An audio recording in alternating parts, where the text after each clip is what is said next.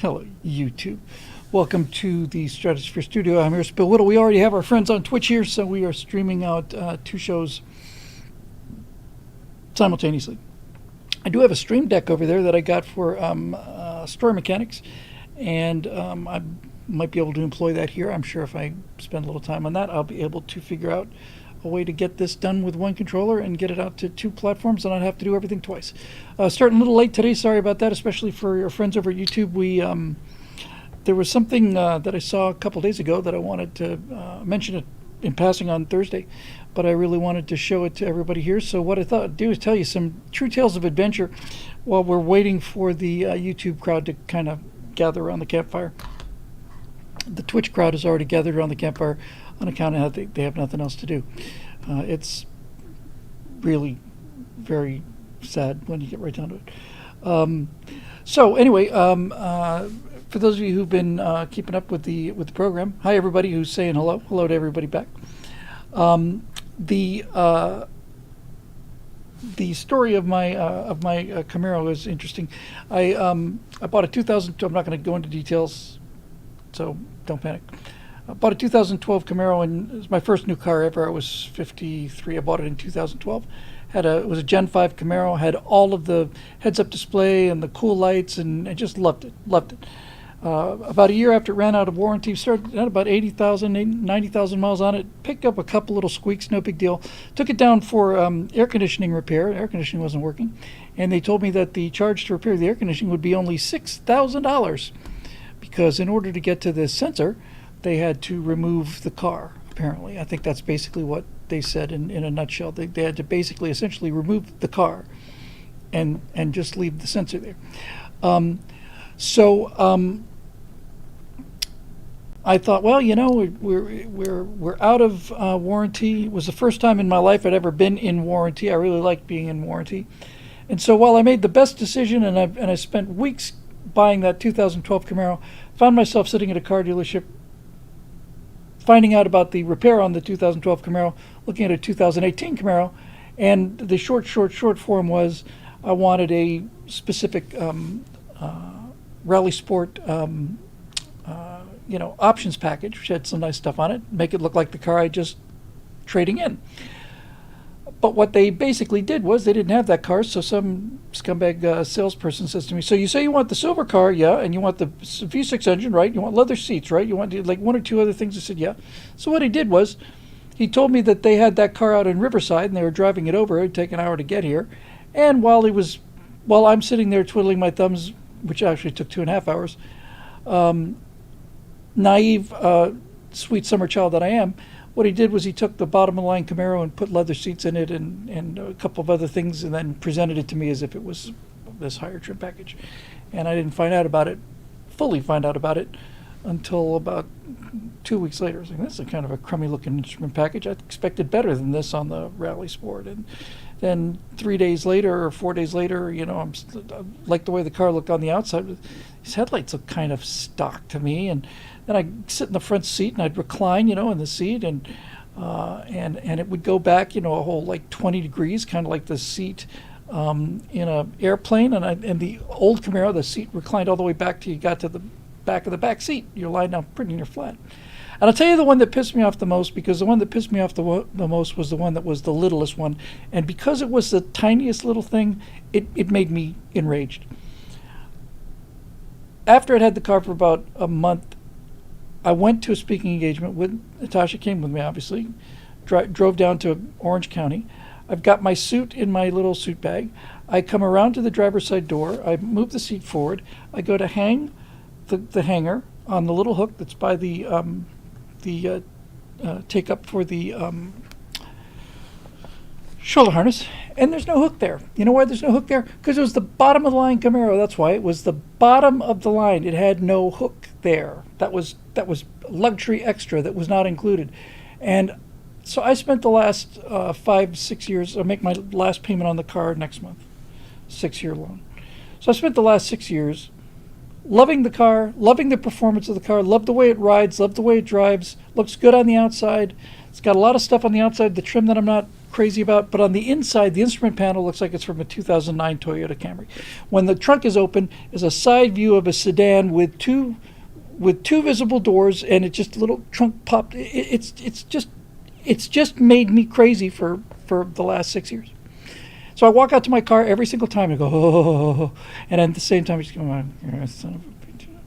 So it took me long enough to find out that something I could have found out. You would think if I'd been more, intelligent. Finally got to the point where I'm thinking, all right, look, the car's got a little shimmy in it, and it's out of warranty, and I don't want to go through that whole thing again. They don't make the new Camaros. Let's have a look at the 2024s. I didn't like anything after the 18s. I thought they looked really too rounded and too, they had that horrid cheese grater thing with the diamonds that are like this size, and, just... Ugh. But then there wasn't one to be had. The 2024s are the last of the breed. There are no new Camaros available, and I thought, you know what? I don't want to sell my car. I don't want a new car. I don't want to. I like my car. I just feel like I got ripped off, and so somewhere about a week ago or something seems like 100 years ago, given all the research I've been doing, I decided, hey, guess what? I wonder if it's possible whether there's an aftermarket instrument cluster available for the Camaro. Is it possible to just pull? See, I'm not as smart as I let on to be. And as it turns out, there is. As a matter of fact, I was surprised and shocked to learn that there is an actual significant portion of our economy dedicated to people who like to fix up cars. And when I say a segment of our economy, after my recent investigations, I think it's something like 70 or 80% of the economy is dedicated to automobiles and aftermarket mods and all the rest of it. So turns out there's these people that make the instrument cluster for the second highest Camaro, the SS. The top line's a ZR. And I wanted the Rally Sport, which was just below the SS. But turns out you can take the Gen Z Camaro that I've got, 2016, 17, 18, and I can just pop off some dash panels, and I can get my 7mm ratchet with an extension, which I didn't have before 2 days ago, but I have now. And I can just unbolt these bolts, unbolt these bolts, unbolt these bolts, pop it off, put the new instrument package in. It's retrofitted for the heads-up display that I had on the first car, and I want my heads-up display because I'm a pilot, and pilots should have a heads-up display. I think it should be required by law. The pilots driving on the road should have to have a heads-up display. And so it's occurred to me that over the course of, I make my next part, I think, like I said, I think I make my last car payment, get a Mustang. Mustang. Oh my gosh. Obviously, he's a fine gentleman, and I think very highly of him. Undoubtedly went to Florida State. I can just basically build my SS. And when I say SS, of course, I mean because I'm a Nazi. And I did a total of all the parts, and if I do the labor myself, I could probably do it for about $2,000 in installments. And it gives me, a hobby. So I decided, let's do something simple. Let's just do the headlights. Something simple, see if I'm up to it. I used to work on my airplane, and that flew. So, I figured if I change plugs on an airplane and, put in new instrumentation and air filters and change oil on an airplane, I might be able to do it on a car. So here's what I did for the last 3 days. I bought my little ratchet set, and I bought my upholstery popping tools, my finishing tools, and I bought, and this stuff's dirt cheap too. And I had seen 5 tutorials on how to do this. Corvette, I want the Corvette so bad. I love the previous model Corvette, but the mid-engine one is just a monster. It's just glorious. Burt Rutan had the previous body style. He's let me drive it. I just love it. Beautiful car. It's out of my league right now.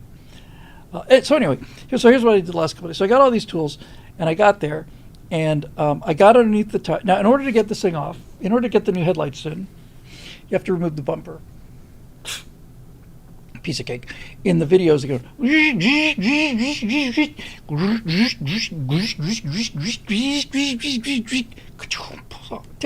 In the video, it takes about 25 seconds.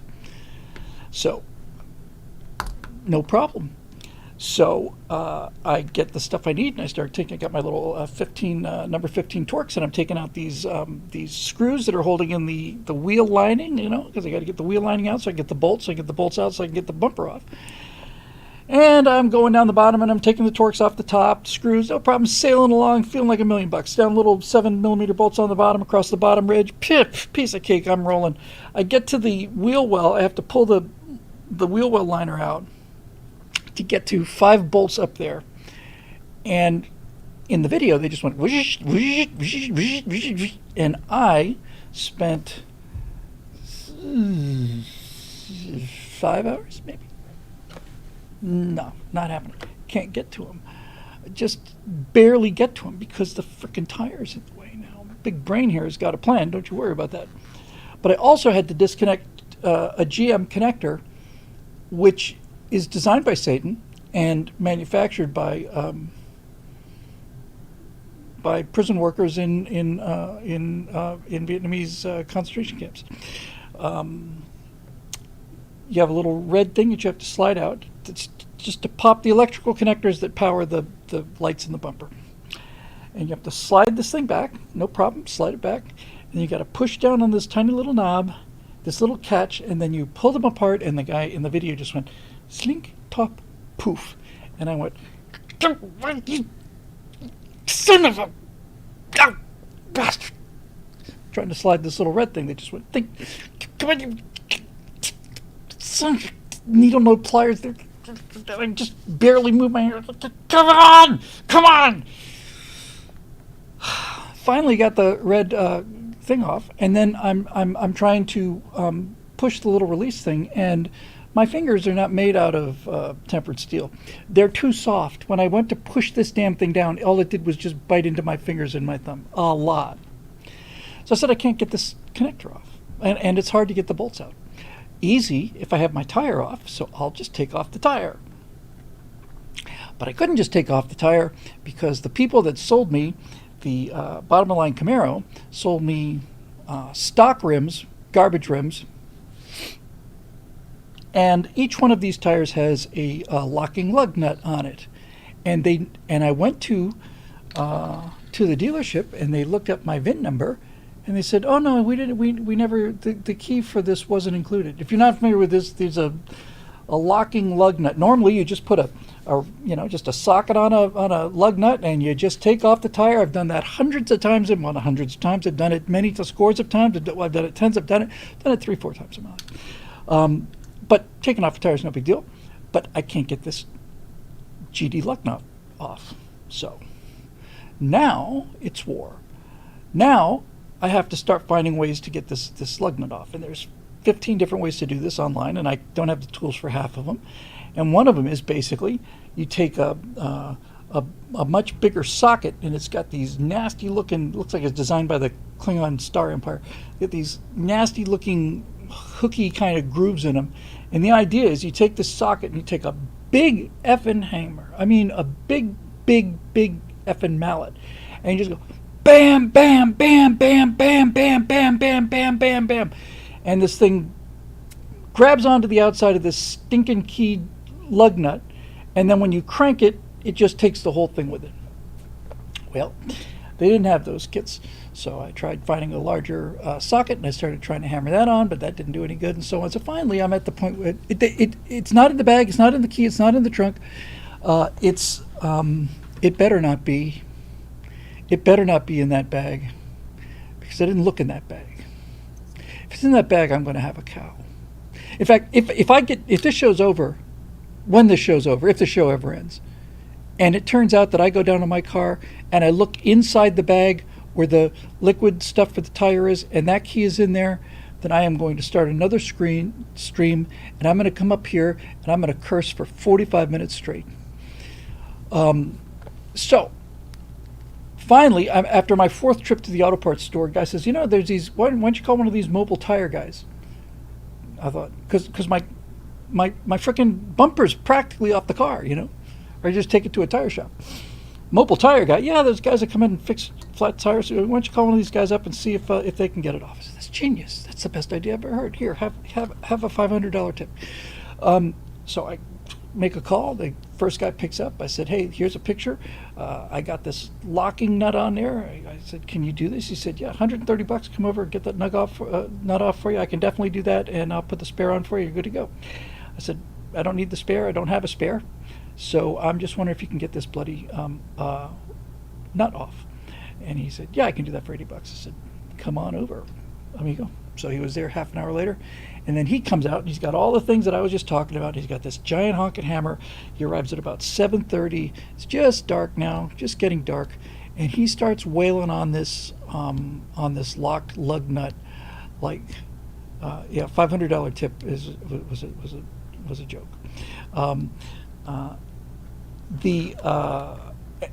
And he's bang, bang, bang, bang, bang. He basically performs the entire Phantom of the Opera. He's Quasimodo, and he's ringing this bell for about an hour, and he cannot get this thing to bite. He gets enough to chip the top of the thing off, so now this thing's broken. And then he's just bam, bam, bam, bam, bam, bam. Neighbors are closing their windows. Now, fortunately, we've lived in this rental house for 8 years, and we were very quiet people, so nobody's complaining. But and it wasn't like it was 10 o'clock at night, but it was coming up on 8. But he'd been banging on this thing, bing, bing, bing, bing, for about half an hour. About half an hour, 40 minutes. Finally, he's not able to get this thing off. And I said, hey, dude, you know what? When I was going to try this, I went out and I bought just regular old sockets. And I got different sizes, and I wanted to get one that was big enough, 12-point socket. And I figured if I could hammer it on there, we might be in business. He says, do you have it? I said, yeah, here. He puts it on there. Bam, bam, bang, bang, bam, bam, bam, bam, bam, bam, bam, bam.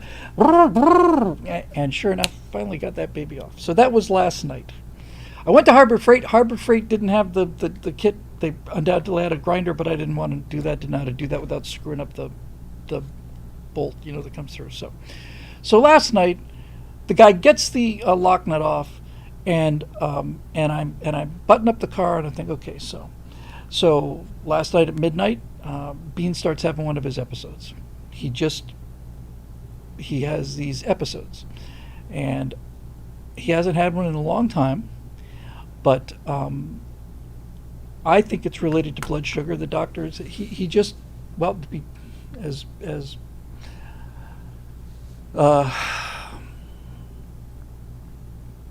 clear about it as I can, he just goes into like a mini coma. He just poops on the floor wherever he is. Then he walks around the house like this. He just walks around the edges. He doesn't know where he is. He can't see anybody, can't recognize anybody. He hadn't had one in a long time, and I thought it was because I was giving him his insulin previously without him eating. So ever since the last time he went down real hard about 4 months ago. Ever since then, I make sure he eats, and I'm watching him eat before I give him the shot. But I think maybe last night I watched him eating, and I got carried away, did something, and I don't think he ate an awful lot. So I think it put him into a near diabetic coma. Last time this happened, 4 months ago, he went down hard. He was lying on his side. I thought we were going to lose him. But I ran into the kitchen, got some sugar, and mixed up a real quick batch of sugar water, snipped the needle off the top of a hypo, injected a couple of shots of sugar water into his mouth, and he, bam, came back just like that, just bam.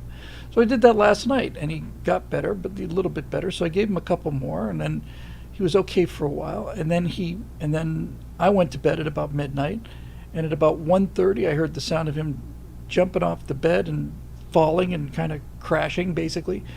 And Fire Texas says, I also poop on the floor and wander aimlessly. Should I check my levels? I don't know. That makes 3 of us. And I'm not even usually able to make it to the cat box. I'd have it looked at if I were you. So to make a long story short, these episodes, when they happen, even without the sugar, they usually last 35, 40 minutes. This one Started around midnight. He woke me up by falling off the bed and wandering around. I stayed up with him for almost 2 hours. Around 3 o'clock, I went to sleep. Around 3:34, I woke up again. The sound of him trying to claw himself back up onto the bed. He's still walking around. He doesn't know where he is. I'm really worried about him, and I figured, okay, did I give him too much sugar? Did I take him from like low sugar to too high sugar? And cats don't get a lot of sugar. I'm just giving him pure sugar just to get his blood sugar levels up. We took him to a vet once when he was really, really sick with this, and the vet said, it's kind of touch and go right now. I'd like to tell you what his blood sugar levels are, but we're not getting a reading. He's off the charts low. We're just not getting anything. He's in real trouble.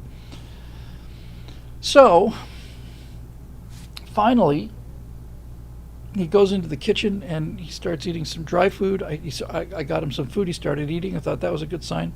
He's eating a dry food. I think, okay, he's probably okay. And then he starts putting his foot into the dry food and he's trying to walk through the closet door. And I'm thinking, man, this is not good. I'm not happy about this at all. So I ended up staying with him till sunrise, and then he got stabilized, and he was definitely back. He's fine now, by the way. Thank you for all your concern.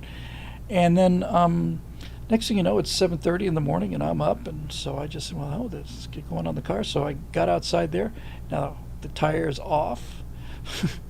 I bought a jack, because there's no jack. You don't get a spare in this car. You don't get a jack. You get a little, thing to inflate your tire. No spare tire, no jack, nothing. So I went to the auto store for the 19th time, and I got a jack. It was astonishing. Good little pump jack. It was only, like $29 or something like that. And so everybody knows how these things work. There's a little valve there, and you turn the valve, you lock it up, and then you just pump it, and then the arm comes up, and it gets the front wheel off, and I take the wheel off. It gives me room to work. Fantastic. Everything's great. I've got the lock nut off. I get this thing out. I get home. I open this thing up. I put it there, and I start looking for the steel handle that's used to crank this thing, and there is no handle. It didn't come with a handle. It's just the little socket like this. So I go into the garage, and I find an aluminum broom or mop stick, which is not strong enough, but if you have both hands on it right there at the fulcrum with an enormous amount of effort, you can do it without breaking the thing. It's not in the bag. It's not in the bag. It's just bought this thing new. So I'm pumping this thing up, and I got the tire off the ground, got the sockets off, the lugs off the tire. Tire goes off to the side, peel the lining way back. I've got more space than anybody knows what to do with. To take this thing off, and I'm messing with the connector, but at least now I can get to the connector. I can take that stupid plastic thing that holds it in place off. The thing parted, and I'll tell you what, man. When I got that connector separated, I think I might have blacked out just for a few minutes, because next thing I remember, I'm lying on my back looking at the sky with a big smile on my face. Okay, so I get that, and I go to the front of the bumper, wiggle, wiggle, wiggle, wiggle, pop, pop, pop, wiggle, wiggle, wiggle, wiggle. The whole bumper comes off. Ta-da! I got the little LED side running lights. Those things just went in like that. Pow, snap. Out comes the old incandescent piece of crap, bottom of the line Camaro one. In goes to the brand new stylish LED side running lights.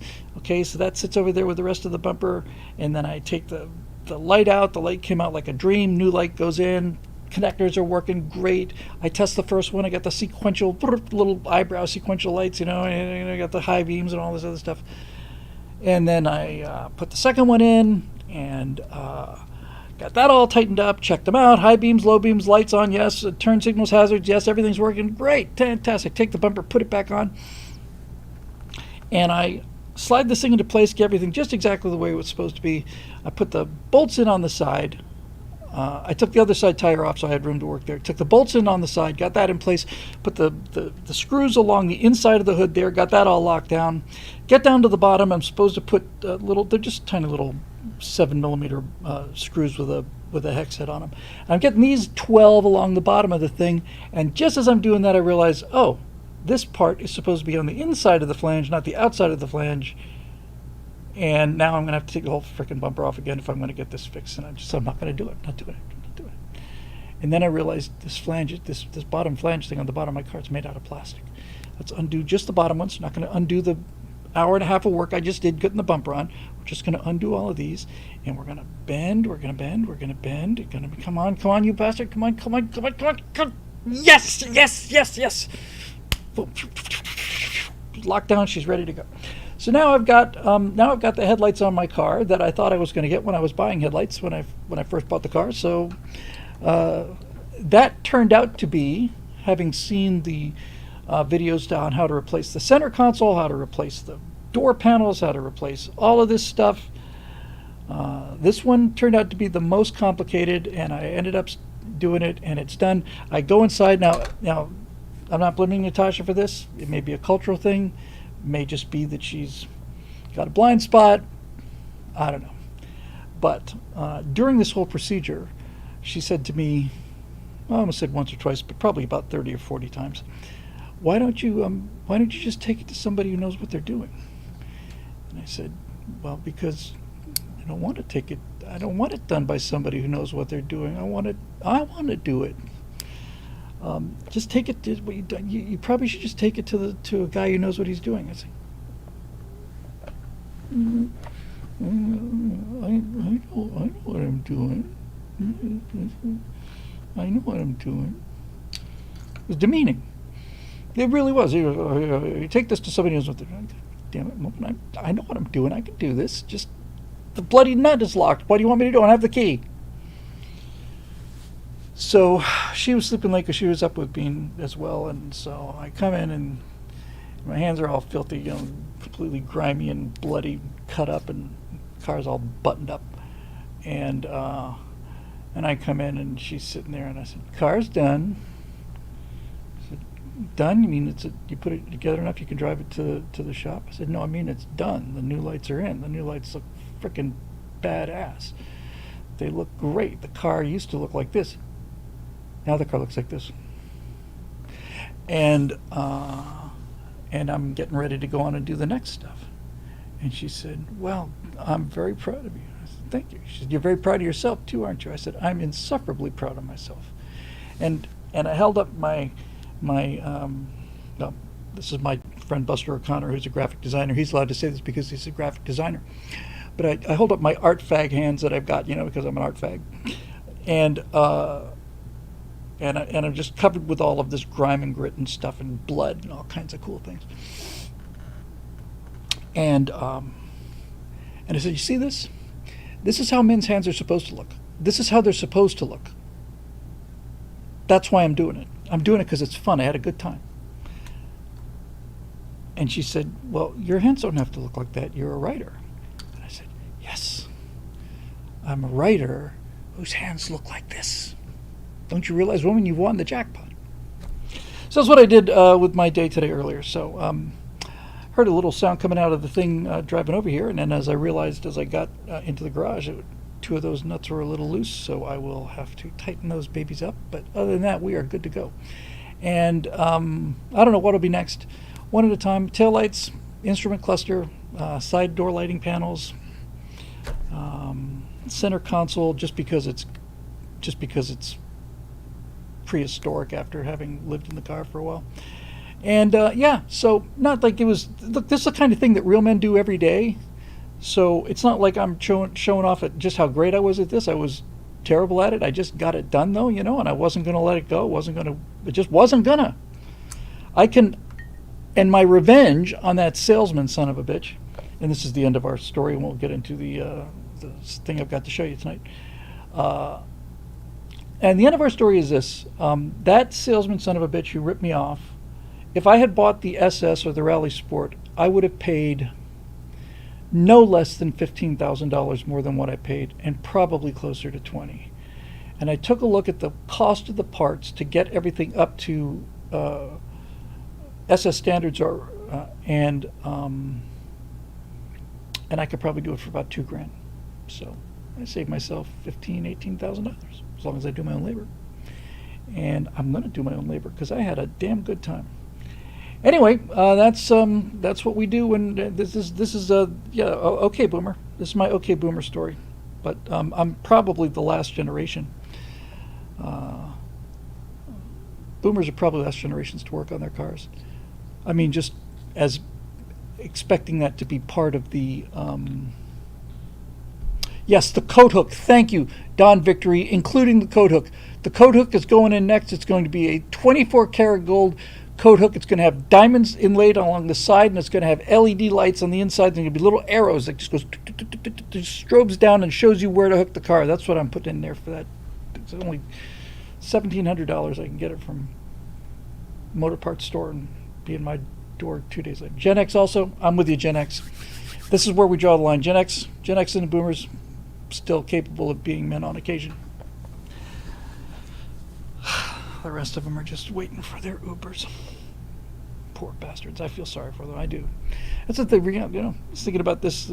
There's this constant thing with Gen Z. It's like, why does it make you so angry? It's like, it actually makes me angry because I feel sorry for them. I don't pity them like, oh, you poor, sad, pathetic creatures.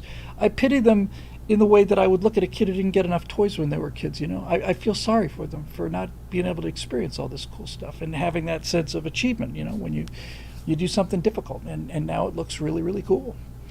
And I pity them for not having, as a generation. There's obviously millions of exceptions, tens of millions of exceptions, but that, man, if you're a young man, your car is your castle. It's your privacy. It's your transportation. It's your pride and joy. It's just, and you get to work with your hands. And I'm very good with. I'm not a great mechanic.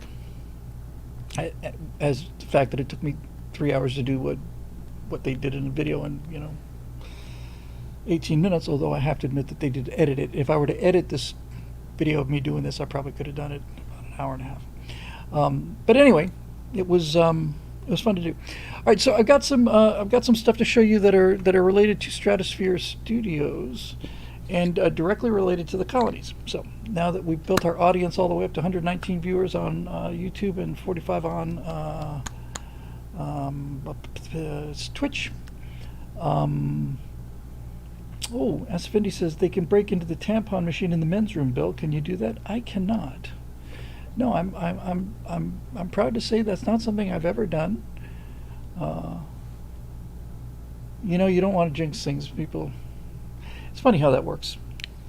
I think we talked about this before. Just real quick before we get into this thing I got to show you. I don't know. Part of it, I think, is hardwired. Superstition is some aspects of superstition, I think, are hardwired into humans. I think it's a way for us to try to protect ourselves against the uncertainty of the future. Superstition, But part of it is religious as well, I think. I saw a tweet today, and it was a picture of Donald Trump, and it just said 0-2. And I thought, that is the coolest meme I've ever seen. Just Trump looking defiant and 0-2, 2 attempts on his life, 0 success, 0-2. I just thought that was so cool. And the second that I saw that 0-2, I just thought, man, it just seems like that's just, it's almost like tempting fate. And on some level, I don't believe in tempting fate. And and his 0-3 impeachments. He's actually been impeached twice. So it's really it's 0-4 against Trump. David Booty says, knock knock, who's there? Owen who? 0-2. 0-2. Anyway, it was an awesome meme. But I remember thinking, oh man, I don't know. Do you really want to do that? What the hell was the point of all of this? He's 0-4 in terms of going to jail. Had something to do with tempting fate. What was it?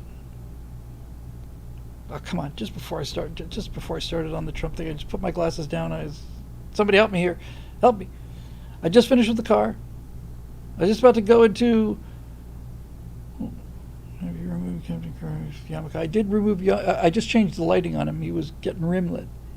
Coming for the king. Anybody remember what the hell I was saying? What's the point of having a comment section if I can't? Forget the assassin to grab the cops, got to jump the barricade to war Trump. It doesn't matter. I was going to say one thing before the assassination attempts.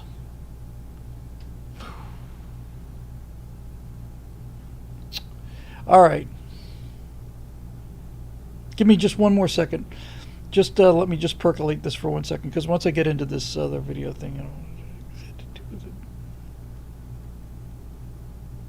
it was some kind of tempting fate thing. It'll come to me.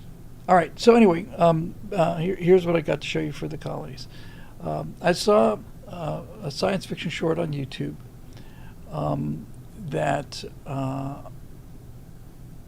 I liked. Okay, I liked it technically very much. They did. I saw the sequel. It's an episodic thing, so it's not a sequel. I saw episode 2, and I liked it very much. Now, one of the things that's been in constant testing on the colonies is, and we've talked about this with deep fake, we've talked about this in such depth. Hey, people are talking about Traveler. I can't talk anymore. I gotta go play Traveler with these guys over here now. What a great game that was. And good evening to everybody who's coming in to say hi.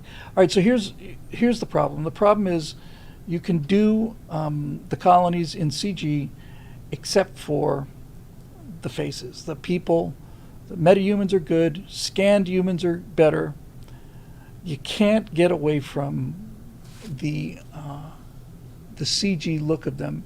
Part of me is okay with that. Part of me is saying, you know, young generation that needs to see this, grew up with video game graphics, they're probably just fine with it. But for me, it's a problem.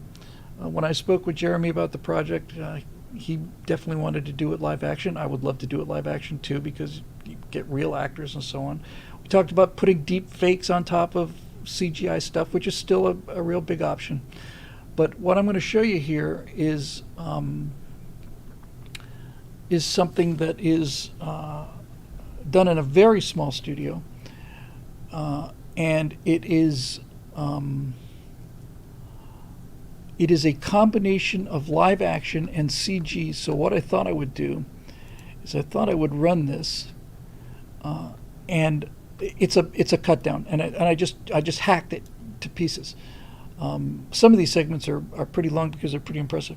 So what I thought I would do is I would play this and do a running commentary, because I think this looks really, really, really. It's Ian Herbert, yes. Capicionato. Got it right, Ian Hubert. Yes, exactly. It's Ian Hubert. So I want you to see this because number one, it's got a vibe that's very much like the colonies. There's a scene at the end of this when he's looking out on the city and the city's dark, and that, when I saw that, it actually took my breath away, because that's exactly how I envisioned Los Angeles in the future, as being, you know, a ring of like new buildings, and then inside the center of the ring it's just dark old skyscrapers that have got little fires burning in the windows from where people are cooking their rats. Yeah, it's Space D&D, that's what Traveler is. But yeah, this is from it's Dynamo Dream from Ian Hubert. A couple people have heard of it. So I want you to see this, and I'm going to do a running commentary over it. So I'm going to turn its volume down, but let me know if it's still too loud, and I'll try and adjust it as we go. I don't know how long it is. I want to say it's about 6-7 minutes. Yeah, I'd like to get this thing out a little wider than that too.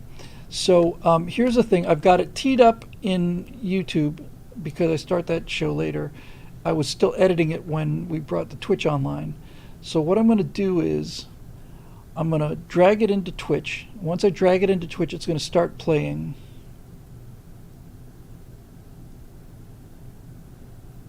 And the second it starts playing, I'm going to switch it on YouTube, and then I'm going to rescale the window on Twitch, and then we should be within a few seconds of it, so that I don't have to do commentary twice. So if you don't hear my voice for a while, I'm working on it. If the background music, if the source soundtrack is too loud, let me know. So we'll just kind of dial it in. But it's I don't know how long it is. Well, I can tell you how long it is. It's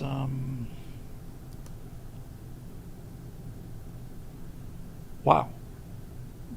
It took more than I thought. It's 11 minutes. So I just thought we'd kind of watch it and look at. I don't know for an absolute fact how he's doing everything, but I got a pretty good idea how he's doing everything. And you tell me if you think it looks good enough for the colonies, because I do. I think it does look good enough for the colonies. All right, here we go. So first thing to do is to drag it into Twitch, and then I'll start it on YouTube, and then I will resize it on Twitch, and we'll do a live running commentary, and we'll see what we get. Okay. Okay, got to move fast now. Dropped it on Twitch. Running on YouTube. Yeah, we're pretty close.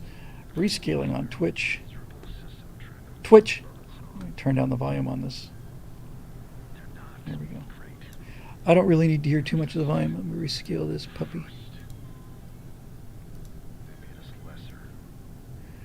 Okay, so you've got a CG background here. You've got a human plate. You just shot video of that woman with the baby. You just mapped it onto that window. That's what appears to be happening here. Let me turn off these lights so I can see what the hell I'm looking at. Okay, so CG building, CG effect, fire, boom. Okay. We're about a second ahead on. Can everybody hear me? Okay. All right. So now check this out. So this is just stock live action. Stuff in the background, you can see the cityscape in the background. That's just composited in. This is simple live action footage with composited background elements. YouTube, I'm sorry, I'm going to narrate the Twitch one. I'm about a second or two ahead of you there. So you got these handheld shots. These people are kind of on a shoreline, and it looks like the future, but it's live action. They're real actors. Costumes look, futuristic. Great. Here's your title card. Okay, fantastic. And there's the name of the thing and the channel and so on. So now you've got this kind of barge, which is CG. I think those two actors are probably standing in front of a green screen, and I think they're standing in front of a green screen below the restaurant. Now here's some really cool just entertainment going on. Again, I apologize, YouTube, I'm a second ahead of you there. But CG in the background, live action in the foreground, real set in the foreground. That's all CG. All the dancers are metahumans. Live actors talking, looks great, sounds great. Background elements composited in and camera matched. Now we've got shoveling particle systems. This is the part that looks like the colonies here. So you're on some other world, great looking models. Not a fan of the anti-gravity stuff, but this is his project and he's doing a killer job on it, so I don't want to pick nits with him, but it's part of the no magic thing. So they got this giant spaceship coming into land. It puts its thrusters down, great lighting, silhouettes. That's all CG, 100% metahumans. This is all CG with the eat lube, clever. The city's all CG, clever. Second shot of the city flying over, all CG. Third shot, all CG. But lots and lots and lots of detail there. Really, really, really nice on that aerial shot there. Live action actor in a green screen with a practical chair composited into a background, looking out a window at CG footage. Truck is a nice touch. Coming into the landing here, that looks great. CG thing looks great. They're flaring a little late. I'm splitting hairs here. I would make my landing a little more like an actual landing. But watch this. The CG canister come down, the door opens, and a live actor steps out. He's shot against a green screen. He's walking across a green screen stage. All the stuff behind him is keyed in. He picks up a bag that was off camera in the real studio. He's green screen from behind. He's standing still. He's not moving. The escalator is all part of the motion effect. He walks in front of a green screen. All of the background is composited. All the people are composited. Live action shot with an out of focus background. Okay, CG actors there. Real actor here. The cab is I don't know if the cab is a practical. No, I don't think the cab is a practical set. The chair is probably real, and that's about it. And then you get this taxi cab ride, which is just spectacular, really. It's just great.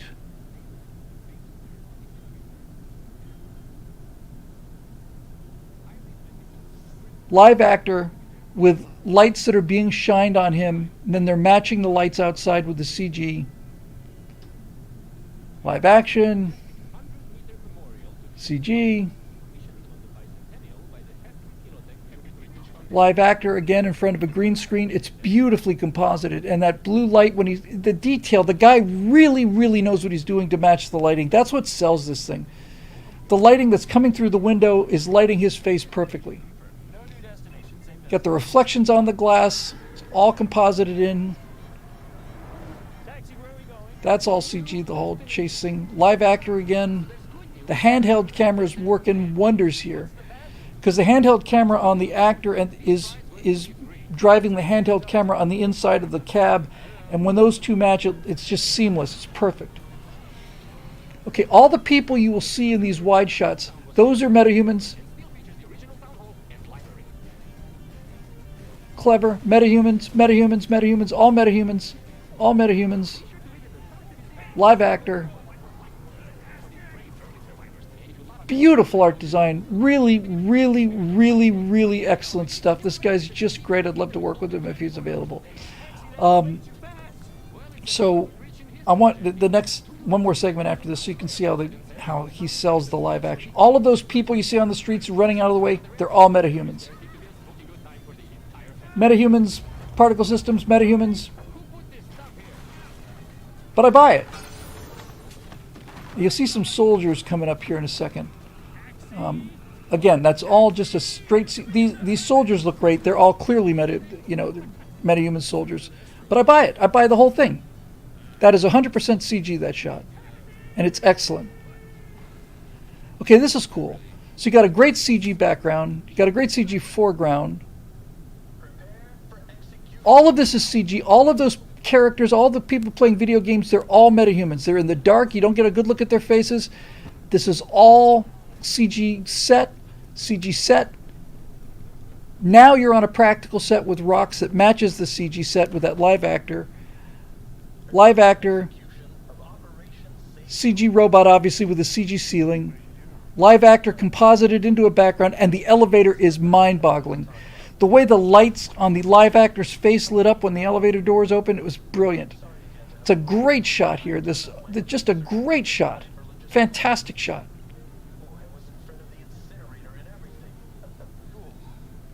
Again, he's on a green screen. He takes a step forward. Elements in front of him, elements behind him. Sells it, sells it, sells it, sells it, sells it.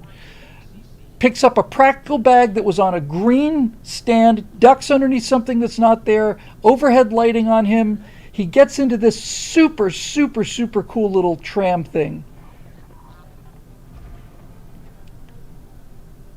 All of that CG, obviously, but that picture of him sitting sideways, he's sitting sideways on a green screen. They've keyed stuff in front of him, they've keyed the thing around him, they've keyed stuff behind him, and he's just talking to a wall.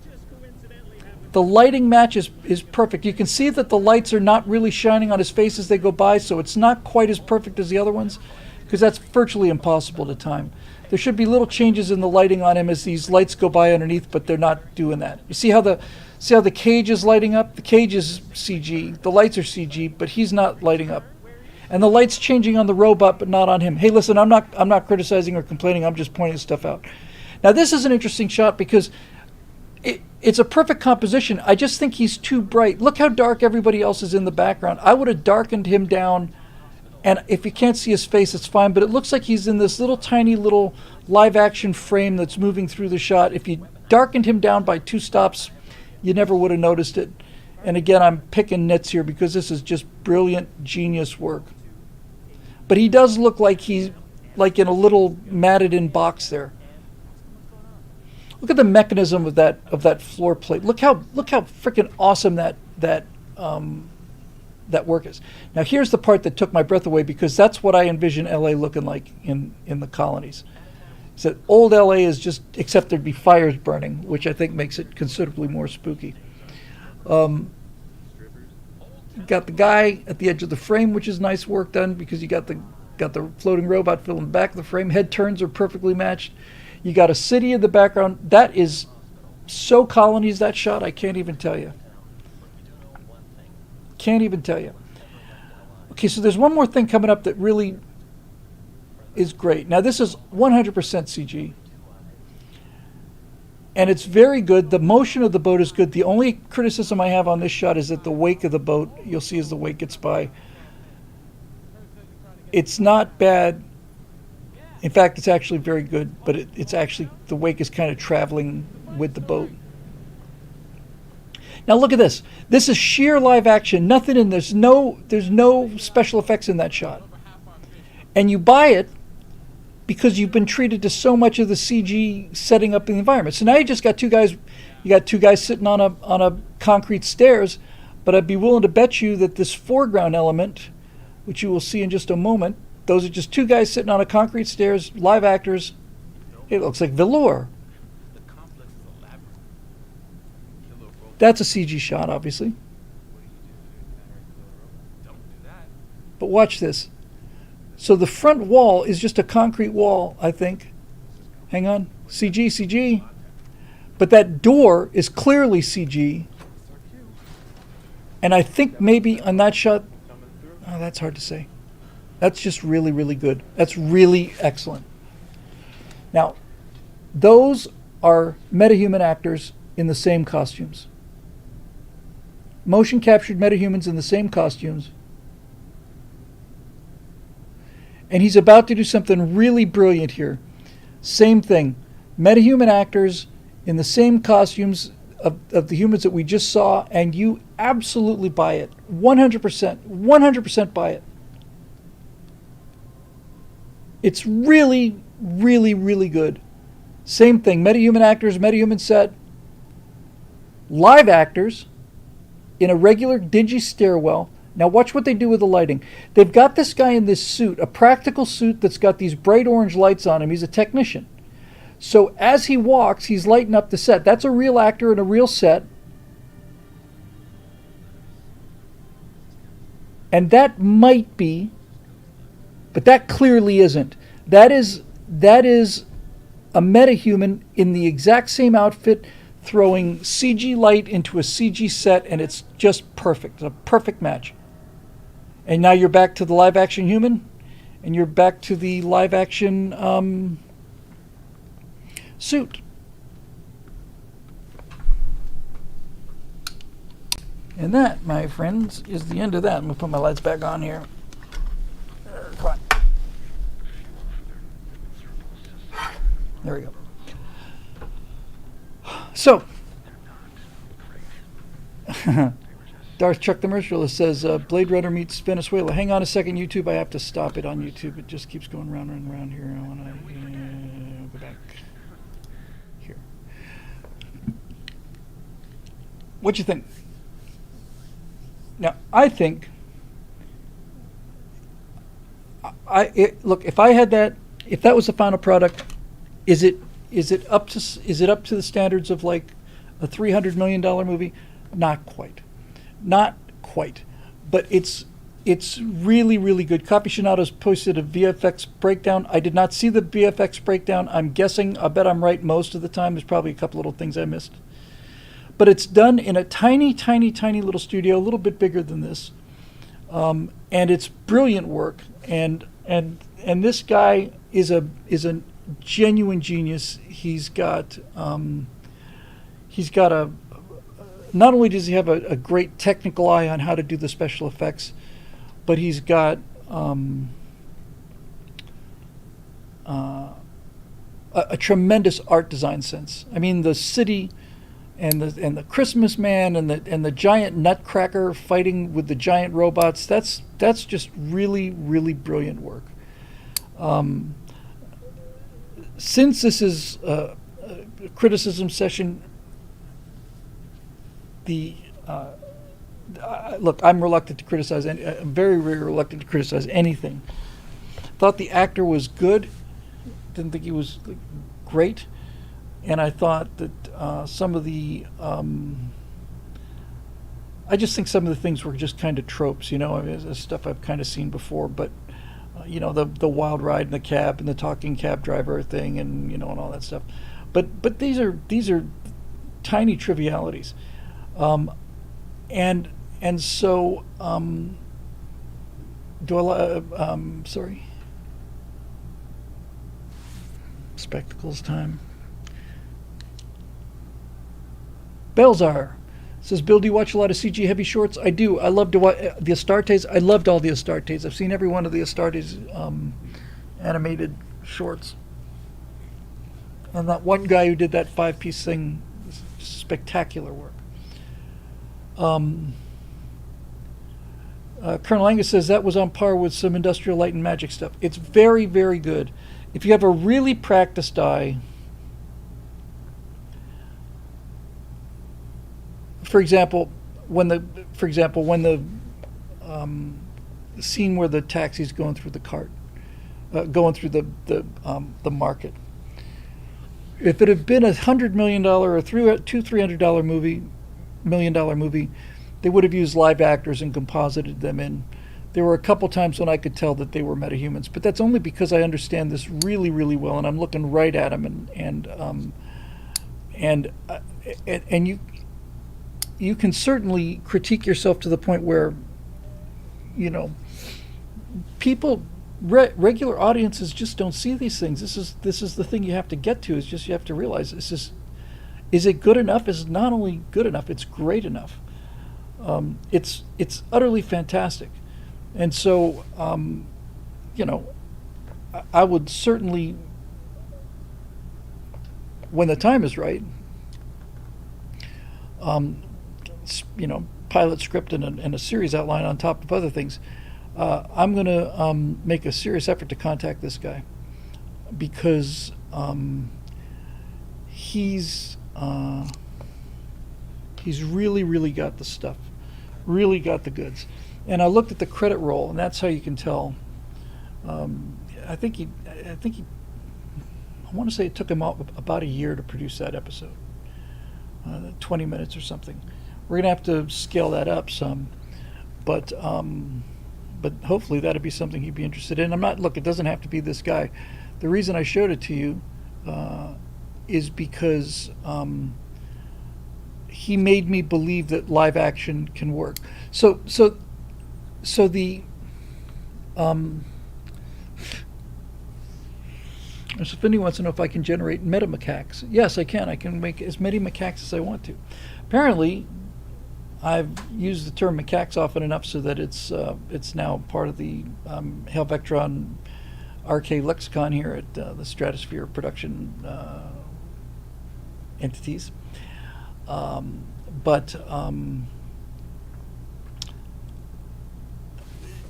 Here's the problem with the live action is this. The live action actors are not expensive. If you're using stars, they're very expensive, but not only am I not planning to use stars, I don't want to use stars. I want to make stars. So the acting is not expensive. On a small budget, handheld cameras, we're way, way, way past the days of having to have massive amounts of light and super Panavision and film expenses and lab expenses. I've got I shoot the firewalls on a Blackmagic camera that I've had for damn near 10 years. It's a 4K camera, and it's essentially not even a camera. It's a visual recording sensor. And what you can do with the color grading and the keying when you're working at that kind of picture depth is phenomenal. So that the live action isn't out of the question. The thing that impressed me the most about this, the thing I wanted to show you the most about this, was not just how good the metahuman replacements for the actors were, but how clever he was in terms of how he did it. In other words, when that guy put on that vest with all those orange warning lights, I thought that was a cool looking suit.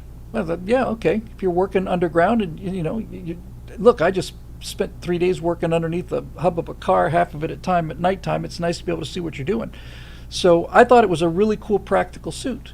But then I saw what he was doing. He was picking something that was so non-standard, that the costume was so unusual, that when you saw it in miniature, when you saw it in the CG world, your brain instantly stitched the two together.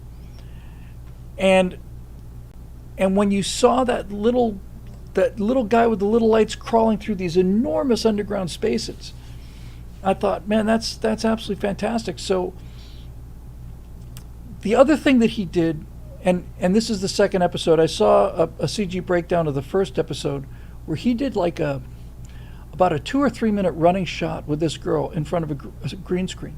And she just walks forward on a green screen, and then she steps into an elevator, and then she stands there and she looks around, and then she steps off of the green screen, and they've all done the elevator and the compositing. She ducks under something, appears, something gets put into place on the camera, moves, she picks up an apple or a cup or something like that. It's brilliantly laid out, and it looks really good. So colonies wise, I'm very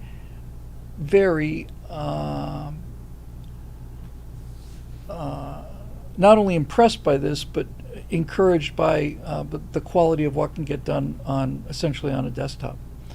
I don't know how many people is in his studios. I looked at the credit roll. I want to say there were maybe 20 people involved, maybe 20 or 30.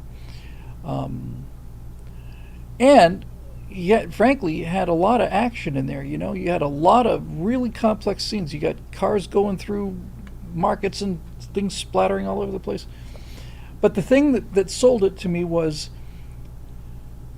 his live action shots. I think virtually all of them had some element of CG in there. The two people sitting when they're sitting on the pier or at the base of the jetty or whatever, and that whole floating parade is going on in the background. I bought it, and one of the things that's really sells this is the color grading, and all that really means is that whatever color tones you use in your background CG, you need to match those color tones on the video. But as I said, and we're 10 years into this camera. We bought a red camera when I was working with Jeremy at Declaration Entertainment. We started Declaration Entertainment. We bought a red, and I had come from a film background, and I'm talking to this guy about f-stops and and low light, and he was the one who said to me, probably better not to think of it as a camera, Bill. Probably better to think of it as a optical recording device. He said, so I forget what the number is. He said something. We can capture 20 stops of light. What? Yeah, we pretty much have a 21 stop range. An f-stop is a click of the iris that determines how much light comes into the camera. And even good film is limited. I don't know. I'm not even going to give you a number I couldn't even want to say. I want to say maybe 7-8 stops or something like this. But between being pitch black, too dark to see, and being blown out white. But these cameras now take in so much information that you can just essentially, you can even take, like the footage of me right now is soft lit from the front. You could take this footage and add a key light and darken half of my face. It's mind-boggling. And this is 7-8-year-old technology now, so it's undoubtedly even more impressive than that. So this takes us into a whole different realm now, where it's a question now of instead of scanning models and actors and doing the facial motion capture and all the rest of that acting stuff, if you go this route, you get to avoid all of that. You get to avoid the motion capture. You get to avoid, I'm talking about the facial motion capture. You get to avoid the laying on the deep fake that I was talking about. You don't have to worry about things like the face inside the helmet, but you do have to worry about the reflections on the helmet, and you do have to worry about making a good practical helmet. And this is the challenge for doing it this way. This is how they did The Mandalorian. So The Mandalorian, and I never saw any episodes, I saw plenty of clips. The Mandalorian has a gigantic LED background screen, and Daily Wire has one of those, and you can rent them. And the resolution is so fine that you can't see the individual pixels. But the beautiful thing about, it's called a volume, a 3D volume. Beautiful thing about a volume, and a good volume will have a ceiling as well, is that you can put a light, put the sun in the sky. And the LEDs are so bright that sun, that LED sun on an LED wall, will light your actors for you. And all the reflections are perfect. That's why The Mandalorian has a reflective armor. And you could never, ever, ever green screen that. You've got physical actors in front of a background, and the reason that it works is because you don't have to light them. The environment is lighting them. So if you've got them staring at a sunset, you got a red sunset. You got the actor here at a 3/4 shot, let's say. He's looking at the sunset. You can see the sunset, but the sunset's a real sunset on a wall, and that red light from the sun is lighting his face perfectly. Perfectly. And then some guy at a console can just touch a button, and the sun will swing 20 degrees to the left, and you see if you like that angle better or that lighting better. It's not only amazing, it's accessible and obtainable. So this has shaken me up in terms of what the pathway to production that I've been thinking about. And needless to say, I would much rather work with real actors. The problem is how much do you have to build? How much real stuff do you have to build? You have to build real costumes, for example.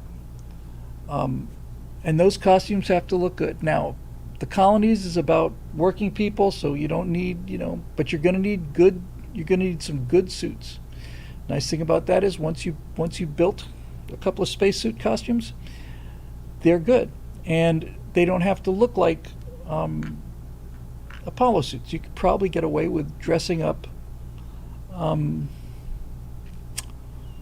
wetsuits or making them out of neoprene, because just as a quick technical aside, SpaceX isn't quite there yet, but they're certainly much closer than what NASA had or what Boeing has.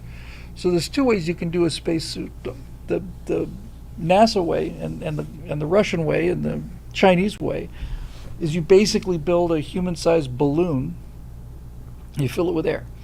So when you think about the Apollo astronauts on the moon, what's keeping their skin in place is they're inside a little pressurized balloon that's in the shape of a human. And when they try to bend their arms, they're fighting against the air pressure. There's compression there. Scientists at MIT have figured out that you can do a spacesuit that does the same thing, but instead of applying pressure to your skin through air pressure inside a larger balloon, it just does it through, it's like a wetsuit. It's just like a really tight suit, and it stops your body from expanding and having a major cow, which means they're much more conformal, they're much more tight-fitting, they're much easier to make and fake and stuff. So, but with that said, you go to Etsy now. For you not familiar with Etsy, Etsy's an online arts and crafts store thing. You can just go to Etsy's and look up cosplay outfits, and you'll see some top quality helmets, and top quality armor, things of that nature. So you have to have real props. And what Mandalorian did was they would, for example, in the Mandalorian, if they had a cantina set, the cantina set would be completely CGI, but the table and the mugs or whatever would be practical tables and mugs.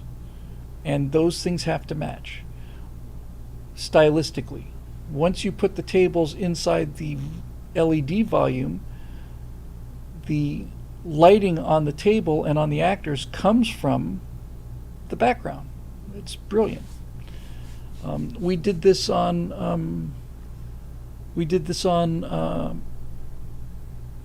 Empire of Terror, where they built the basement of the Lubyanka. That whole hallway is CG. The door is practical. The walls are practical. The windows are practical.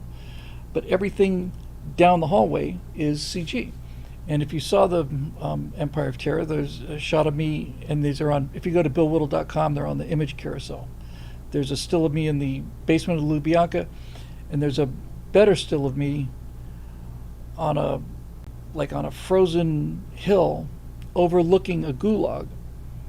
And in order to sell that, the background is CG, but there's trees and branches in the foreground. The bench I'm sitting on is a practical bench. You use the two of these things together, and it's awfully, awfully, awfully good. It's good enough. It's good enough to tell a good story. It's better than what they had in the original series of Star Trek, that's for damn sure. And I bought that whole thing hook, line, and sinker. So There we go. Let's look at what our questions are for the night. And then we will mosey on out of here in my bitchin' Camaro. All this horrible stuff here is just where I got nuked with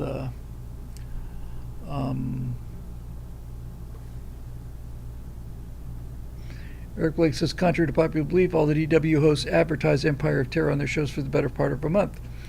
They did, but they didn't have the writer or presenter on their shows, and I'm pretty sure about that because I would have remembered it, I think. And besides, I wanted to get outside of Daily Wire. I wanted to get Tim Pool. I wanted to get, would love to have gotten Rogan, but everybody would love to have gotten Rogan. Like to talk to Jordan Peterson about it. There's a lot of things I would like to have done with that.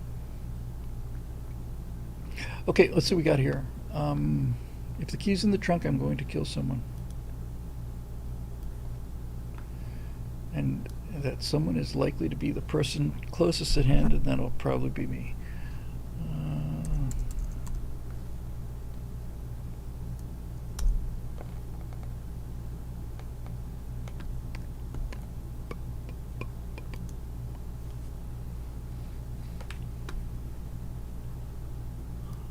Excuse me. Yeah, Corridor, somebody mentioned, Belzar says Corridor Digital highlights some small creators. Corridor Crew's got just a tremendous and very, very successful YouTube channel, and they're great. They're CG artists. They're here in LA, and they're terrific. I wonder if they do contract work other than their own videos, because I think they're making a fortune off their videos given the number of views. All right, let's see here. I'd like to meet those guys. I'd like to just head down there, but who am I? I'm just a lonesome old cowboy riding on the range. That's me. Members, forum. And I'm looking at the website now, and I'm looking at that background, and that's just awfully good. They did a great job. And there was a picture of me as the virtual president from 10 years earlier that looked like, oh man, look at all that makeup I'm wearing. It's like, you're not wearing any makeup, you're just younger. Just ask questions for 9/16/24. By Marusha Dark. Thank you, Marusha. Rich Marushian leather. Rich Marushian leather. So we got a Jazer McFarlane. He's got the same kind of AI image avatar as I did. We got Guy Balo. It's always good to see Guy. We got an Eric Blake. We got 3. That's good because I'm a little wrung out. So let's take them as they come. I think Jazer McFarlane is just one of the coolest names ever. It's a science fiction name. I'm gonna definitely do that. So here we go.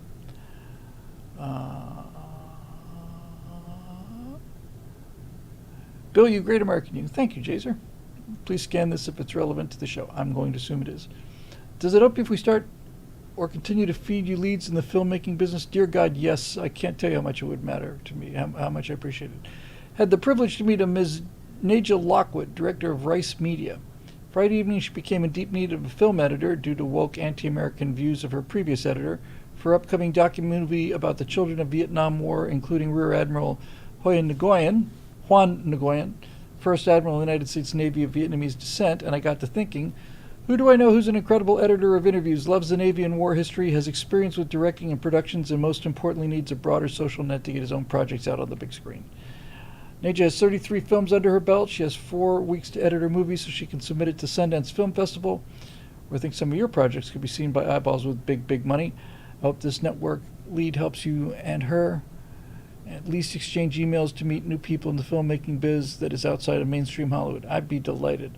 I highly recommend you read her About page before reaching out to her for reasons that will be obvious. P.S. I gave her the info@billwhittle.com email on your website. Thank you. Best wishes and support. And here's a link to Naja Lockwood and Rice Media. And there's a contact name. Well, look at this. Thank you. I can't tell you how much I appreciate these things. Really, all of these leads and all of it. It just means the world to me. I'm very, very grateful. It sounds like a great story.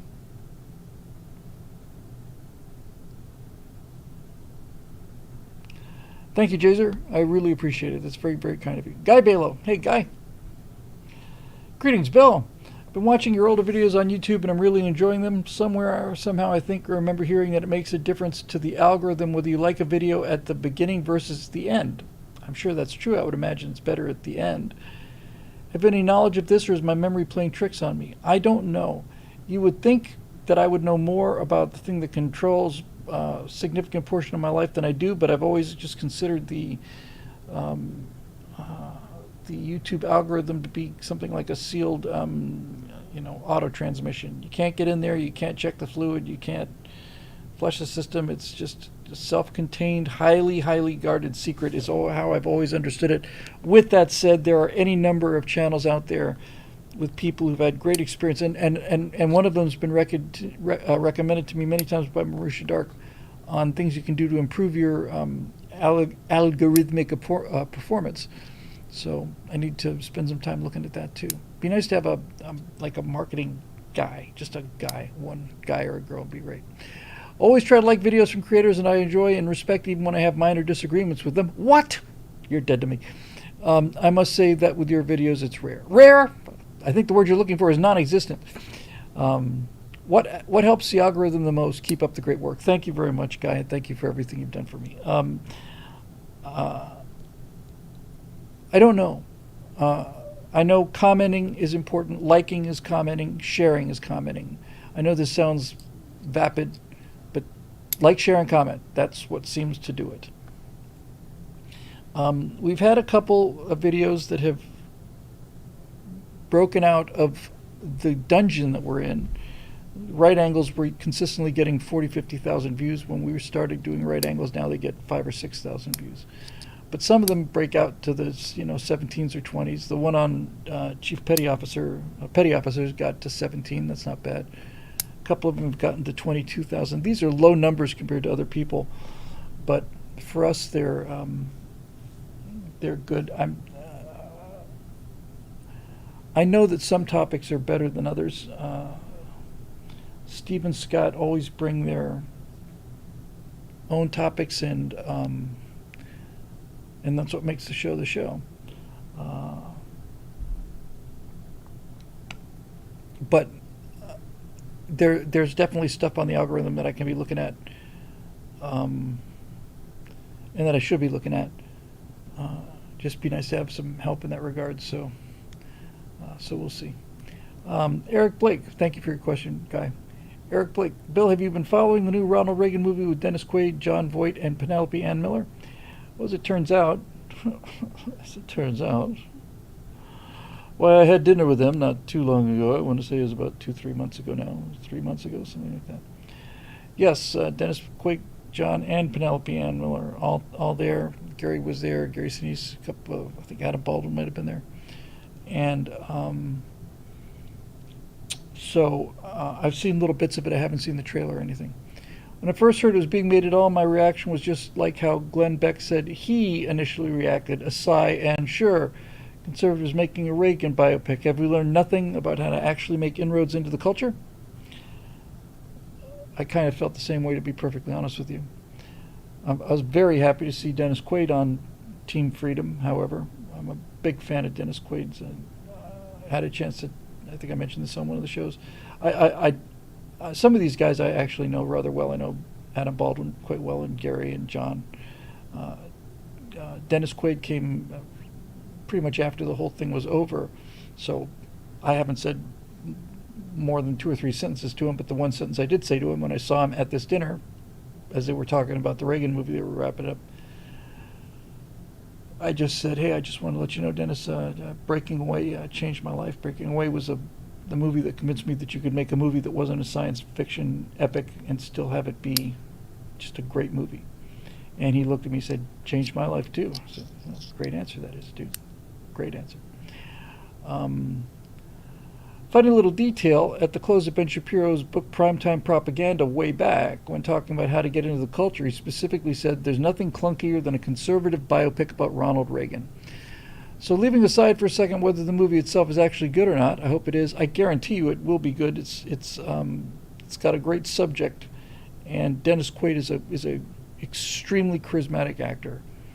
The question I find myself asking is why? Why is a Reagan biopic in particular, especially now when our side is yet to have an honestly major foothold in the pop culture, where such a thing would raise less eyebrows?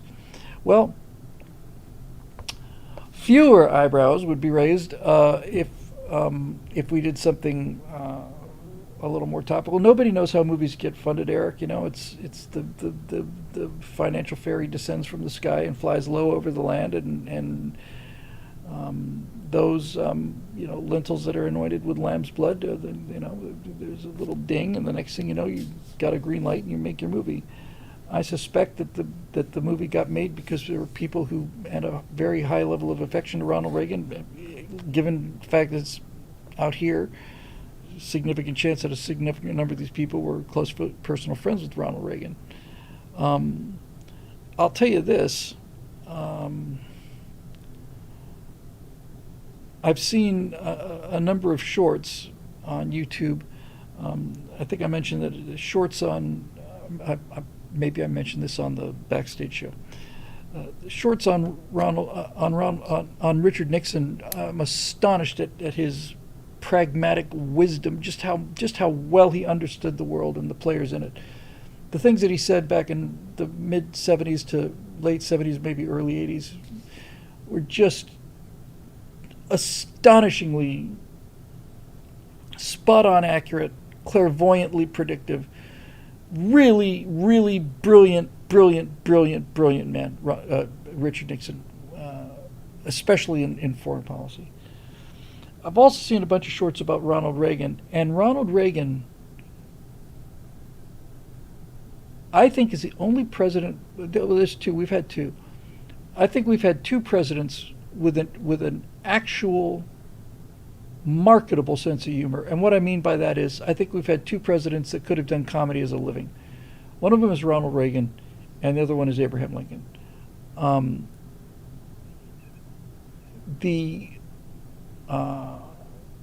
Reagan's ability to tell a story are unmatched by any politician I've ever seen. And the best part about Reagan and Reagan's story, Jim Buff says, Nixon brilliant, the guy who instituted wage and price controls.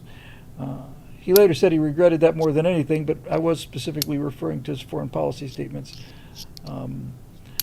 He also took us off the gold standard, which was economically the worst thing that's happened to this country. So yes, he did some dumb things there. But when you listen to his analysis of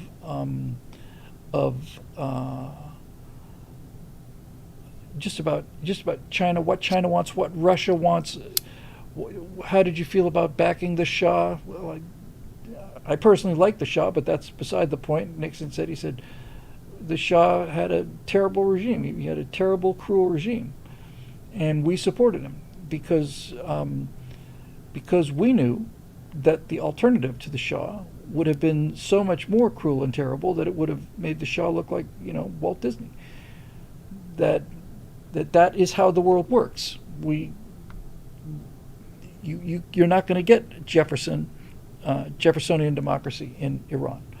You're going to get a benign dictator who values Western values and wants to bring his country into the family of nations of the West, and women can go to college and become doctors and all the rest of it, or you're going to return to 7th century barbarism. Those are your two choices. It's not a good choice and a bad choice. It's a bad choice and a worse choice. That kind of thinking is just so refreshing to hear in terms of a politician who's just knows what the hell he's talking about and isn't afraid to just come out and say something. I thought, wow, man, Mr. We could use a man like Richard Nixon again. But needless to say, the man had tremendous flaws also. Look, Nixon said one of the things that Nixon said, I think it's an interesting point, was that now Nixon was famously paranoid, but I think after what we've seen since 2020, he may have been prescient about this. He said, as far as the Watergate thing goes, by any standards, and let's remember, he didn't live to see anything like what we're seeing these days. Nothing like. But basically, he said, I was determined to go into Washington and clear out the perpetual bureaucracy, but especially to clear out the media complex. He said that the media had become so biased that it was a threat to democracy, and he was going to do something about it legally. And he said, and that's why they moved mountains and public opinion in order to bring me down. He never said I didn't do anything wrong, but he never denied it either. He just said that he had decided to target the media, not because of the media being mean to him, because what he basically said was, you can't have a democratic republic if you're only getting one side of the story, and that's what it had devolved into, and he was right, 100% right. So as far as the Reagan biopic goes, if I'd had the money, I would have done something different. But I didn't have the money, and I think we should be grateful for what we get. You never know who's gonna see things. You never know how far the effects are gonna go. One of my favorite stories about my interesting career choice since I stopped being a professional editor in Hollywood was very early on. I think I'd been writing at Eject for probably a year, if that, maybe even less than a year. And I got an email from somebody who said that they were driving down the Blue Ridge Parkway in North Carolina, and they said they were behind a car, and the car had a bumper sticker that said, read eject.com. And I didn't make a bumper sticker that said read eject.com. Somebody went out and made a bumper sticker and put it on the back of their truck and drove it up and down the Blue Ridge Parkway. And when that hit me, these tendrils extend very far and in some cases very deep. There's a couple of people in the world who I would still like to meet. I've had a chance to meet some of them. Burt Rutan is the first person flies to mind, and Dick, obviously, and a number of other people, all the Gary Sinise and John Voight and all these names I drop shamelessly. I try to drop them as crapulently as possible so that I don't have to pretend like I'm not proud of it. But there's still a couple of people out there who had a big effect on me, and I'm hoping I get a chance to meet them someday so I can get a chance to tell them how much they've done for me, So we'll see. All right. Well, I'm glad there were only 3 questions. It was kind of how long is have we done a 2-hour cruise? I think we've probably done no, we haven't done a 2-hour cruise. Well, we've done an 1.5-hour cruise, and that's half of what the minnow did. But then again, I think our show's going to end up put you back in a better place. We got an 1.5-hour show. You got 90 minutes. You got your 90 minutes. You got your, what you got? You got your basic minimum viable feature length product. I think it's 87 minutes, I think is the actual number. I think you got to do 87 minutes in order to be released as a feature film. So you got your feature film. Get out of here. Anyway, that's all I've got for today. Go away now. I heard, I do not do a Scottish accent, as you've just been able to tell. I saw, I was working on something and I was playing this in the background, and it was the best of various Simpson characters, and this was the best of Groundkeeper Willie. And that show, in the golden age of that show from seasons 3 to about season 10, there's never been comedy. There's never been a comedy room, a writer's room like the Simpsons had. Never. No one's ever come close to it. In that 7-8 year period, that golden year period, it's just the best comedy writing I've ever seen or heard. And I know many of these I know most of those lines by heart, but I heard a line that groundskeeper Willie had that I hadn't heard before ever. And after he delivered the line, I was watching, like I said, on YouTube. I just had to pause the iPad, and I sat there and laughed for about 5 minutes straight. I just couldn't stop laughing. Let me see if I can get this line right. Give me 1 second here.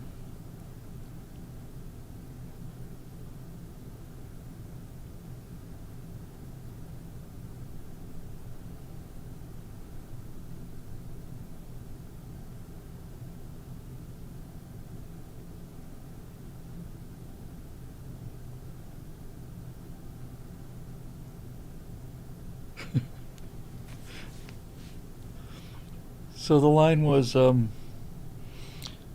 Willie saying that he learned how to read lips because people had trouble understanding his accent and he had trouble understanding American accents. So somebody comes up to him immediately after he says this. Somebody comes up to him and says, "Oh, hey, Willie." And Willie says, "What did you say about me mother?" He just gets completely enraged. And he says, "I'll have you know her feet stank so bad because she spent her entire life ankle deep in manure. And that was the finest Starbucks in all of Glasgow." And I thought that is the greatest line. Her feet stank so bad because she spent her life ankle deep in manure, and that was the finest Starbucks in all of Glasgow.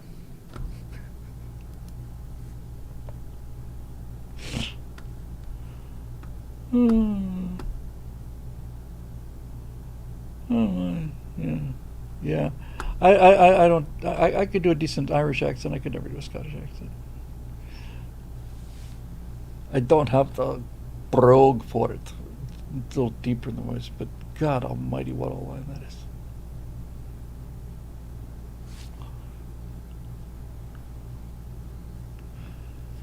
Grease me up, woman. Yeah, I got to work on my Scottish. I like Irish because Irish is it's a lot more sing-song, It's up and down and up and down. When I have time to practice and warm up my voice, I can occasionally get there. I was a production manager on a low-budget movie that I really wanted to be directing, and no, sir, well, not Lord of the Shields. And there was a little bit part for me to play. I played an Italian chef, and there was another guy who was really great improv comedy guy. I forget what his last name was. We called him Super Dave after Super Dave Osborne. But I did this Italian accent, and I did it for like 3 days, and like real actors, I'm not one of those. I just say lines. Real actors put work into it. But after speaking with this Italian accent for 3 days, it actually got pretty good, and I was reluctant to drop it. There was a guy named Mike something or other. We used to have a hangout at the University of Florida theater department. Had a hangout at a place called the Windjammer, long gone now.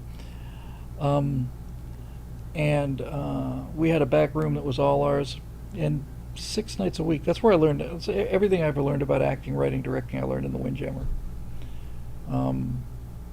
We'd get there after rehearsals, or the early crowd. If you weren't rehearsing, we'd show up around 8 o'clock. People start rolling around 9 or 10. We'd stay till closing at 2 every night, except for Sunday when they were closed. Every night I was there for 3 years. And David Shelton, who was the acting teacher, the only guy at the department who really knew what the hell he was doing. He was really, really, really smart man, and a great guy, and bought a lot of dinners for a lot of students. He spent hundreds of thousands of dollars over the course of his 35 years there. I know he must have spent hundreds of thousands of dollars picking up tabs for people. And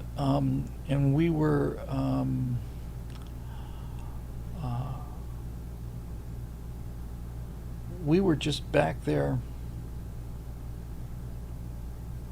and had so much fun and learned so much. And what the hell did this have to do with something? Um, I was talking about the Italian accent.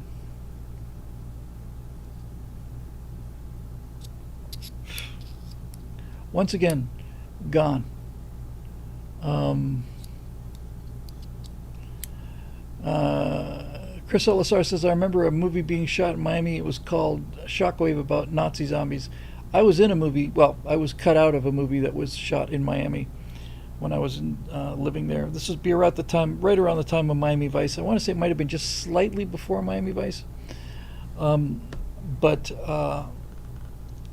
they made a movie down there called The Mean Season with, it was Kurt Russell, Richard Jordan, I want to say. It's about a murderer who calls into the Miami Herald, and so I was an extra. And we had the Miami Herald building. We shot it at night. They hung these huge lights outside the windows to make it look like daylight inside there. It's the first time I'd ever been on a major movie set. It was magic. If you've never been on one, it's just magic. And today's the 40th anniversary of the premiere of Miami Vice. Dave Big Boutte is a font of trivia.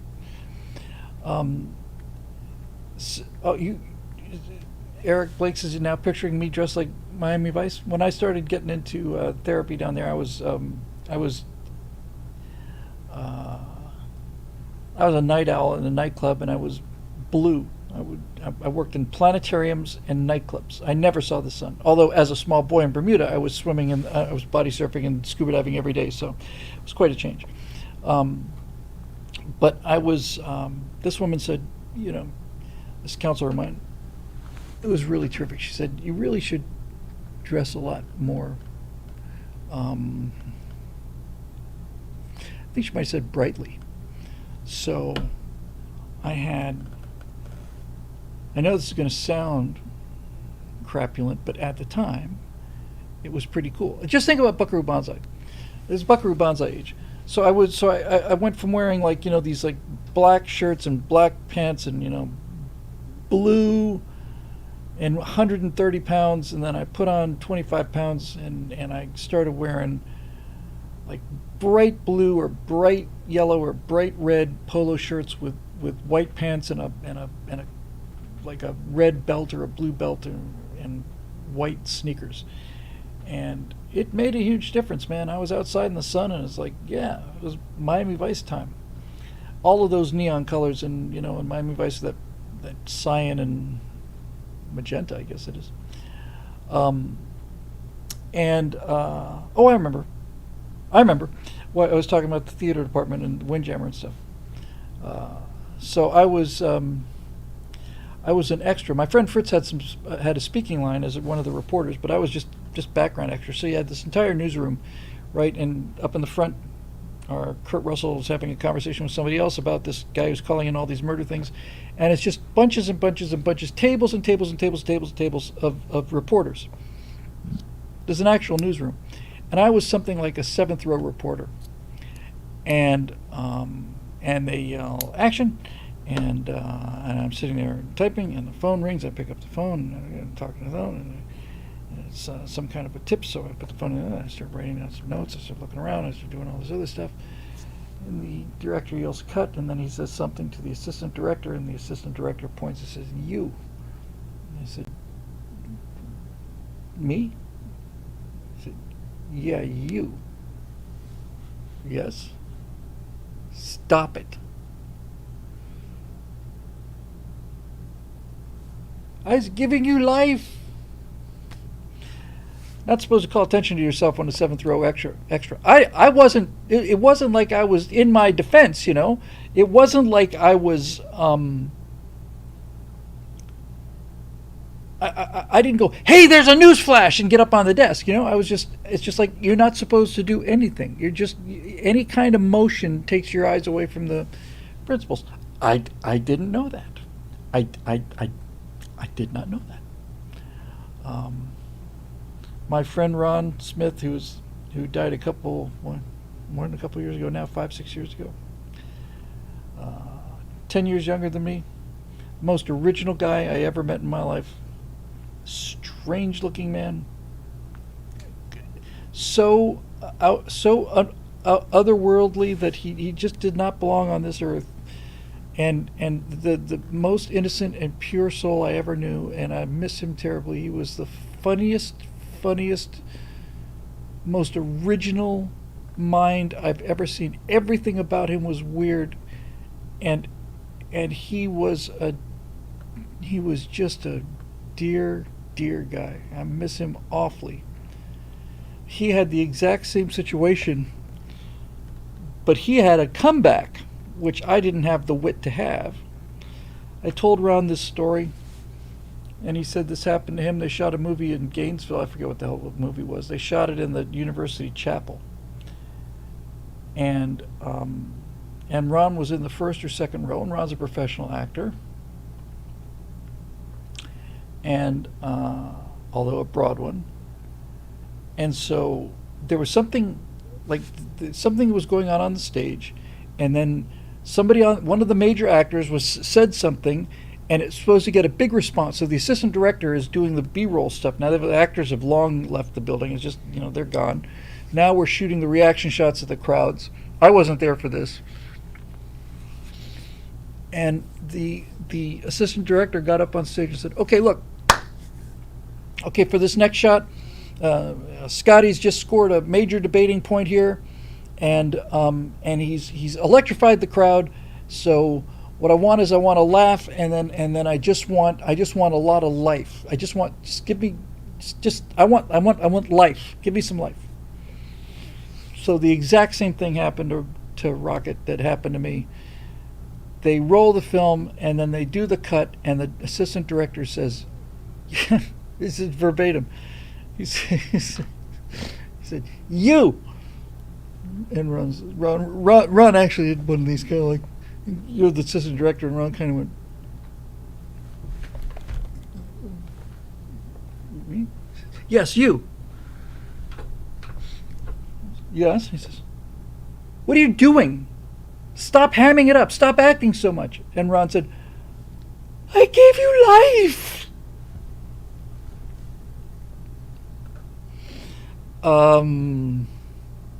Steve Green, I talked to him about this. Steve, I've mentioned I have this show Grazing, which was a sketch comedy show we did when I was in my 30s, when I went back to Gainesville the second time, and that I had the DVD. And in my infinite wisdom, I decided that I'd have all kinds of garbage, just absolute old computer files and stuff that I never ever use again, ever. Kept those in cases, but the Grazing DVD I did not put in a case. So the bottom of it, which if I recall correctly about my DVD thing, is supposed to be relatively shiny, so that the laser can get through that clear plastic and bounce off those little pips. Well, that thing is as scratched as a just practically translucent. It's almost opaque. One of the people on the Stratosphere Lounge suggested that you could use turtle wax and polish it up, because I was able to recover about a third of it.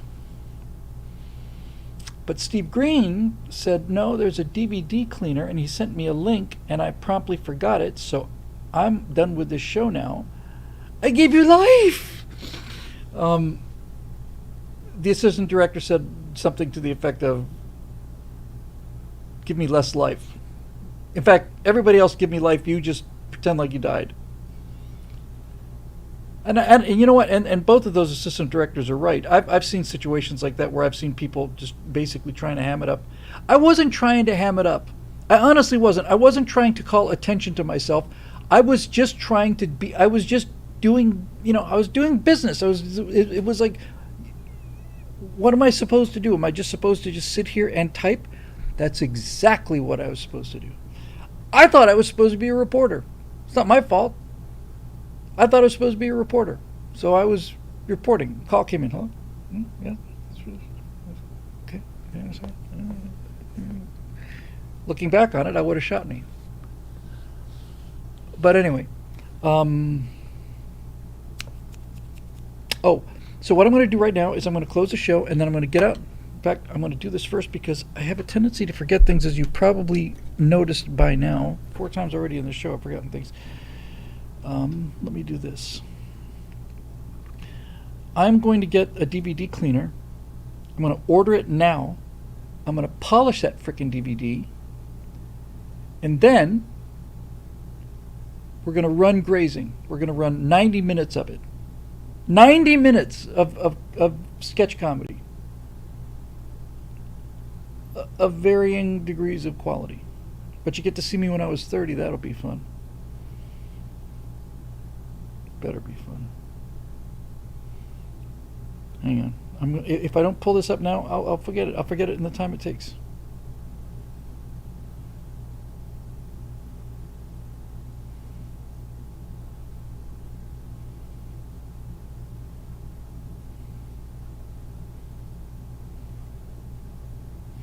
ProCare Select Disc Cleaning and Repairing Kit Pro. Steve Green, you may know from our backstage shows. If you didn't know this from our backstage show, Steve Green has the world's most powerful supercomputer. It's in the basement of his fabulous home in Colorado. It's a giant iridium dome surrounded by titanium rings. It's cooled by liquid nitrogen, and inside are 240 petabytes of computer storage, which he stores all of his movie and music stuff on. He has everything. If it's been recorded electronically, Steve Green has it, and so he's pretty damn proud of it. So if he says this is the DVD cleaner repair thing to get, then that's what I'm going to get. I'm going to order it right now. It's up on my phone. It means I'm going to have to end the show, which means I don't have to say, which means I want to say that this show is made possible by the members of BillWhittle.com who keep these shows coming, come rain or shine, and all of the fine people who come and watch, and the super chatters and all the rest of you super awesome people. It was great seeing that thing of Bill, now go look at the bag. I suspect if you're watching this show live, it's Pacific Coast time now. It's 8 o'clock Pacific, so that 8:05 Pacific, so that'll make it 9:05 Mountain, 10:05 11:05 Eastern. If you step outside, and you don't live in, terribly noise polluted city, step outside in about 15 minutes from now. About 15 minutes seems about right. Because if it's in the bag, if that key is in the bag, then you'll be able to hear me from wherever you are.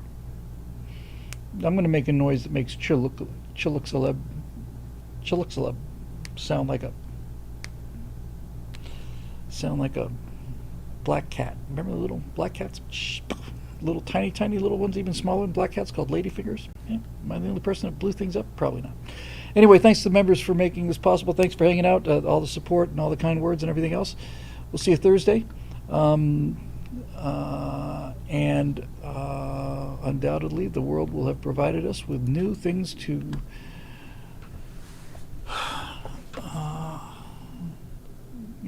rend our clothes and rend our garments and gnash our teeth and wail about.